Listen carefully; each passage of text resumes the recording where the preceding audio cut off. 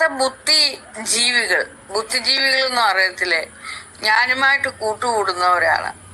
Google പേയിലേക്ക് വന്ന് ഉള്ള പണം എനിക്ക് തരികയും അതിലൂടെ നമ്മൾ അങ്ങോട്ടും ഇങ്ങോട്ടും ഒരു സൗഹൃദ ബന്ധം ഉറപ്പിക്കുകയും പണ ഇടപാടുകൾ നടത്തുകയും ചെയ്യുന്നു.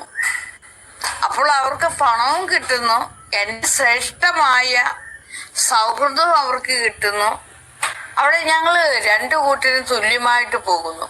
അപ്പോൾ ആരാണ് മണ്ടരാകുന്നത്?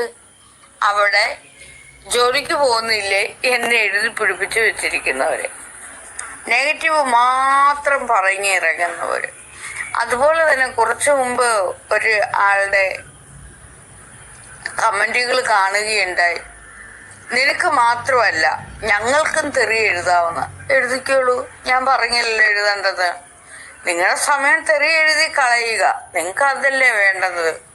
തെറി എഴുതുക, നിങ്ങൾ തന്നെ വായിക്കുക. തെറി എഴുതുക, നിങ്ങൾ തന്നെ വായിക്കുക. ഞാനത് വായിക്കാൻ വരുന്നില്ല. എനിക്ക് ശില്പത്തിന്റെ പണി കിടക്കുന്ന, ശില്പഗോപുരത്തിന്റെ പണി കിടക്കുന്ന, പിന്നെ ഇവിടെ ധാരാളം പണി കിടക്കുന്ന.